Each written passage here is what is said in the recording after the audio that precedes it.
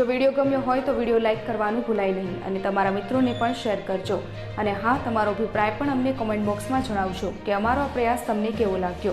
દરરોજના મુખ્ય સમાચાર મેળવવા માટે અમારી ચેનલ ત્રિશુલ ન્યૂઝ સબસ્ક્રાઇબ કરવાનું ભૂલાય નહીં.